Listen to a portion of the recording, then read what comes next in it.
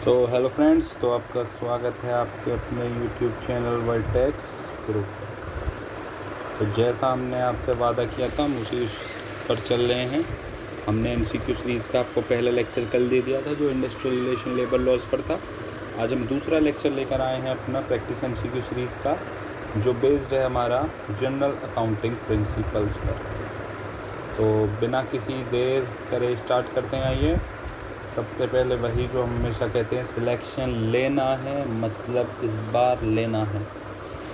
तो बस आपसे एक ही चीज़ मांगूंगा, जैसे आपसे मैं पहले कहता हूँ, तो बस to subscribe your very own YouTube channel Vertex group, और वीडियो को जितना ज़्यादा लाइक कमेंट सब्सक्राइब करेंगे हमारे लिए उतना ही अच्छा होगा।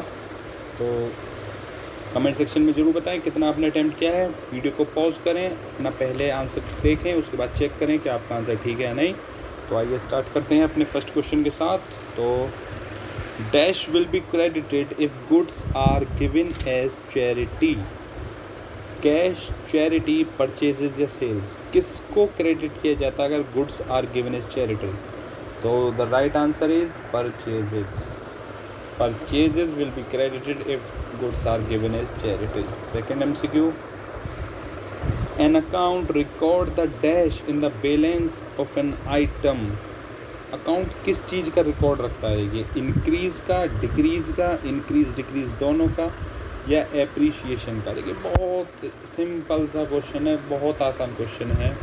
इंक्रीज़ और डिक्रीज़, देखिए अकाउंट में तो दोनों ही चीज़ होंगी ना, इंक्रीज़ हो रही है डिक्रीज़ हो रही है, तो अकाउंट दोनों तरह का हिसाब रखता है कि इंक्रीज़ हुआ है डिक्रीज़ हुआ। बढ़ते हैं नेक्स्ट क्वेश्चन की तरफ। Discount for quick repayment of डेप्ट is normally refer to as trade discount, prompt payment discount, cash discount या bulk discount.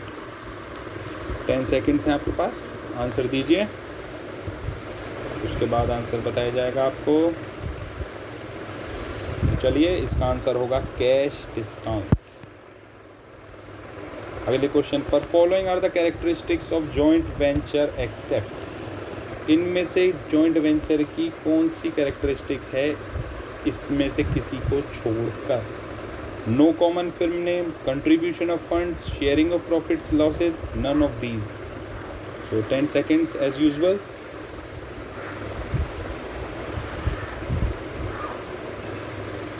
So the right answer is none of these, ऐसी कोई भी नहीं है। बढ़ते हैं अगले क्वेश्चन की तरफ। जॉइंट वेंचर अकाउंटिंग फॉलोज विच कंसेप्ट? जॉइंट वेंचर अकाउंटिंग जो हमारा किस कंसेप्ट को फॉलो करता है? Accrual concept, going concern concept, cost concept या कैश बेसिस? तो राइट आंसर होगा यहाँ पर कैश बेसिस हमारा करता है जॉइंट वेंचर। आइए बढ़ते हैं अपने अगले क्वेश्चन की तरफ।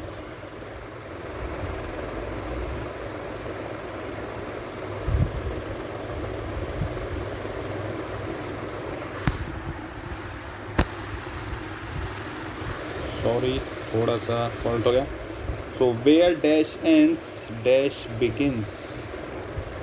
क्या जहाँ पर एंड होता है वो वहाँ पर फिर शुरू होता है? Finance and accounting, book keeping and accounting, book keeping and finance या अकाउंटिंग एंड बुक कीपिंग? तो बताइए इसका आंसर क्या होगा? So the right answer is book keeping and accounting. The person from whom goods are purchased on credit is known as. उस person को क्या कहते हैं जिससे गुड्स हम खरीदते हैं on credit? Investors, owner, creditor या डेप्टर? बहुत इजी है, क्रेडिट पर खरीदते हैं तो सीधा सीधा क्रेडिटर। गुड्स, एसेट्स और cash used for personal use by a businessman is called capital, profit, investment, drawings.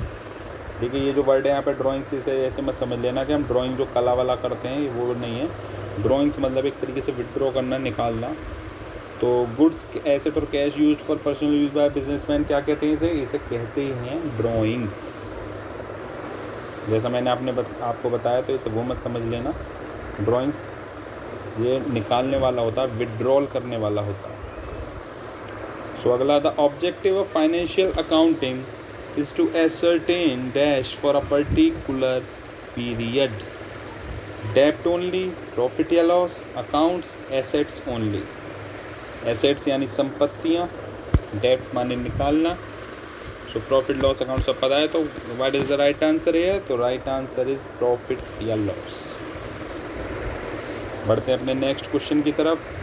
What accounting method is followed for the recording of transactions? किस अकाउंटिंग मेथड को हम फॉलो करते हैं जब हम ट्रांजैक्शन रिकॉर्ड करते हैं? Cash basis system, double entry system, single entry system या none of these? So what is the right answer according to you? Let's make answer. So the right answer is double entry system.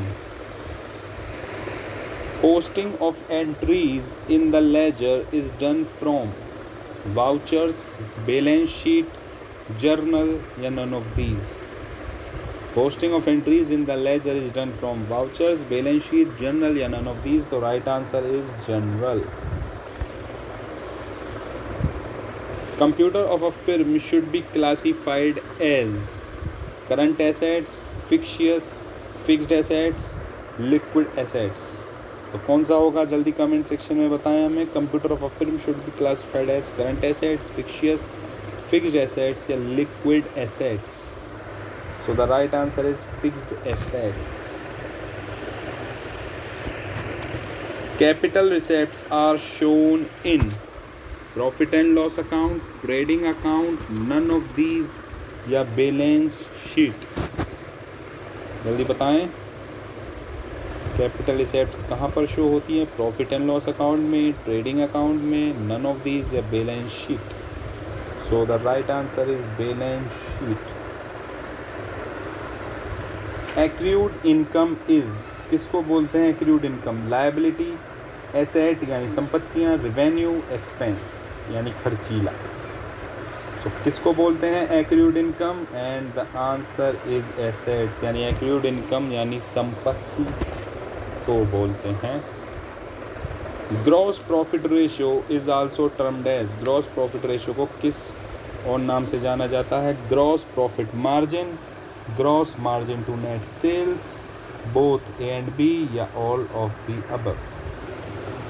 So the right answer is both A and B यानी gross profit margin या gross margin to net sales दोनों ही नाम से जाना जाता है gross profit ratio को.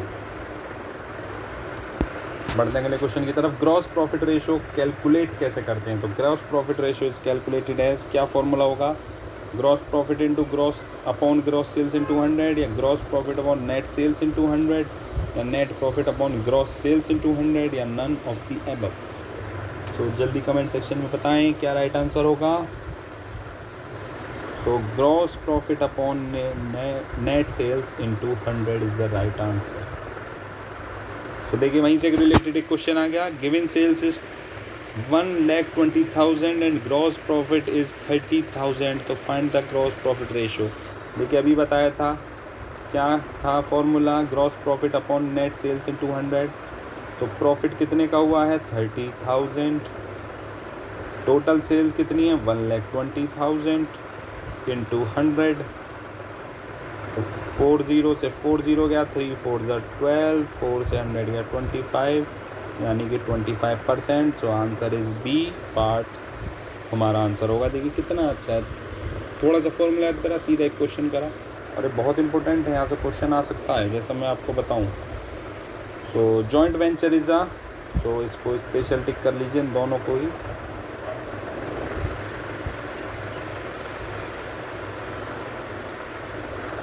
सो अगला क्वेश्चन.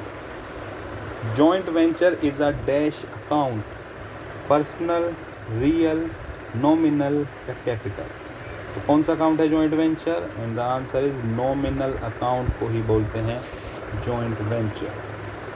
उसके अलावा when unsold stock is taken away by a co-venture then dash account is debited.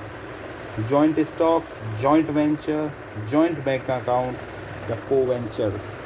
तो किसको करते हैं? सॉरी यहाँ पर एक मिसप्रिंट हो गया है. को-वेंचर्स कैपिटल अकाउंट. तो को वेंचर्स कैपिटल अकाउंट है इसका पूरा नाम।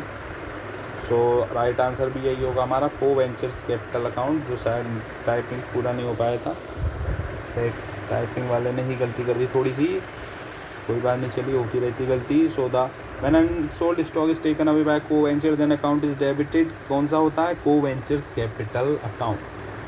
तो इसी के साथ हमारी ये वाला लेक्चर भी कंप्लीट हुआ। बहुत जल्दी आपको अगला भी लेक्चर प्रोवाइड कराएंगे, जैसे हमने आपको कहा है।